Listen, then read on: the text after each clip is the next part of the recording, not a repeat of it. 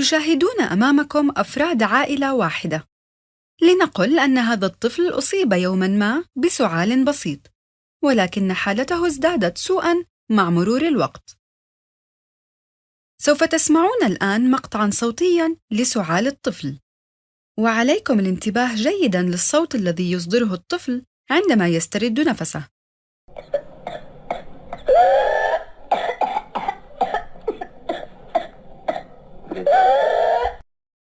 يعاني الطفل من نوبة سعال عنيفة وشديدة، ولكن هل سمعتم الصوت الذي يصدره عند استنشاقه الهواء؟ إنه صوت شهقة أو صيحة، وهذا الصوت هو الذي أعطى هذا المرض اسمه. يسمى هذا المرض السعال الديكي أو الشاهوق،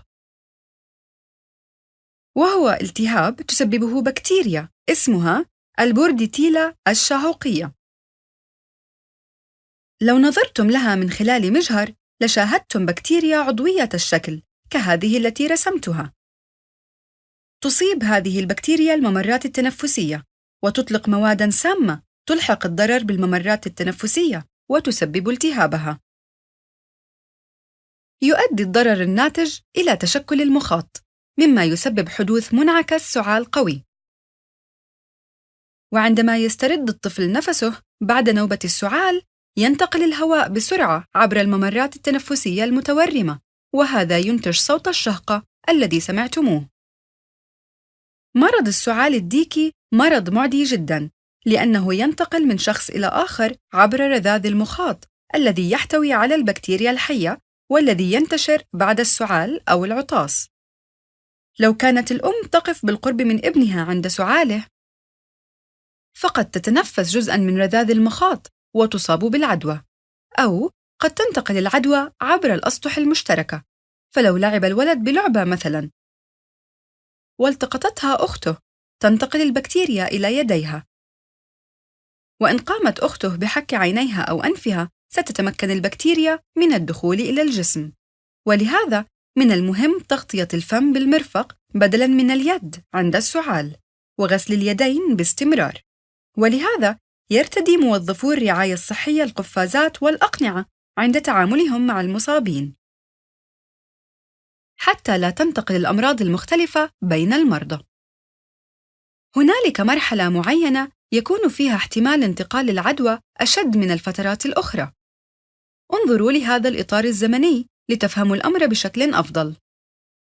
بعد التعرض الأولي للبكتيريا تبدأ مرحلة الحضانة، وتمتد عادة إلى أسبوع. تكون البكتيريا خلال هذه المدة في الممرات التنفسية، حيث تنقسم وتسبب الضرر، ولكن أعراض المرض لا تظهر في هذه المرحلة. بعد ذلك تظهر الأعراض المرضية وتستمر مدة 12 أسبوعاً. والمدة الكاملة للإطار الزمني الذي تشاهدونه أمامكم هي 12 أسبوعاً أيضاً. تنقسم المدة ما بعد الحضانة إلى 3 مراحل. المرحلة الأولى تبدأ عند ظهور أول الأعراض المرضية وتنتهي بعد أسبوعين، وتسمى المرحلة النزلية، ويحدث فيها التهاب الممرات التنفسية وزيادة في الإفرازات. وتسمى هذه المرحلة بالنزلية لأن الأعراض التي يمكن ملاحظتها هي أعراض نزلة البرد، وهي العطاس والسيلان الأنفي والسعال البسيط والحمى الخفيفة. وفي هذه المرحلة يصعب التمييز بين السعال الديكي ونزلة البرد، وفي هذه المرحلة يكون احتمال انتقال العدوى أشد من المراحل الأخرى، فالجهاز المناعي لم يقتل البكتيريا بعد، بل هي تنقسم وتزداد عدداً وتنتشر في الهواء بعد العطاس والسعال. ولذلك على المصاب أن يبقى بعيداً عن الآخرين مدة 21 يوماً على الأقل، فبعد 21 يوماً يكون الجسم قد أنتج الأجسام المضادة لمقاومة السعال الديكي، والتي تمكن جهاز المناعة من مهاجمة المرض بصفته جسماً غريباً.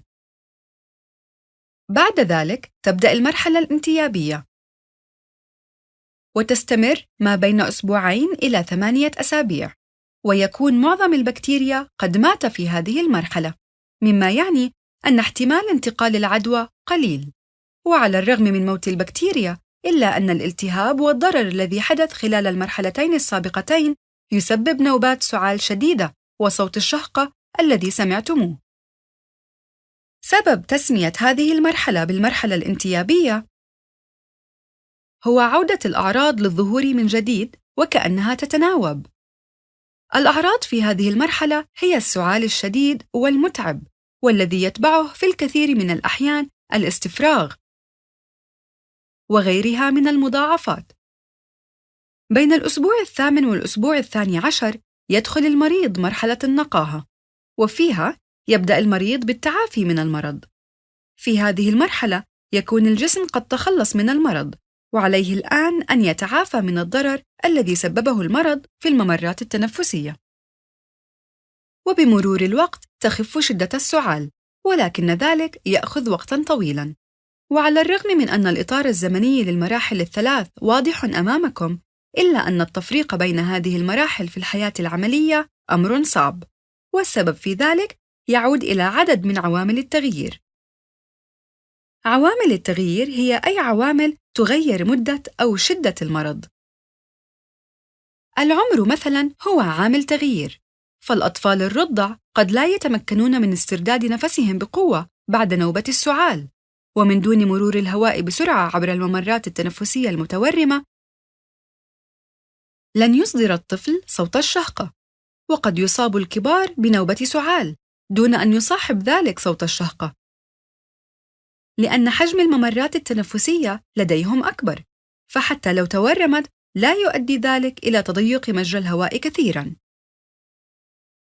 اللقاحات والمطعومات هي عامل مؤثر أيضاً، فلو أخذت الجدة لقاحاً ضد السعال الديكي خلال السنوات 10 الأخيرة فسيكون جسمها مهيئاً للتعامل مع المرض، فإن تعرضت له يمكن لها أن تتعافى بوقت أقل، وقد لا يصل الالتهاب إلى مرحلة تعاني فيها من سعال مع شهقة، أو قد لا تسعل نهائياً. وبالمثل فالتعرض للمرض في السابق له تأثير مشابه لتأثير اللقاح، وهو أيضاً عامل تغيير. فلو أصيب الجد بالمرض سابقاً يصبح جسمه مهيئاً للتعامل مع الإصابة مرة أخرى. وكما هو حال الجدة تكون حدة كل من السعال والاستفراغ والشهقة لديه خفيفة جداً، وقد لا يعاني من أي من هذه الأعراض أصلاً. نصل بهذا إلى نهاية درسنا عن السعال الديكي.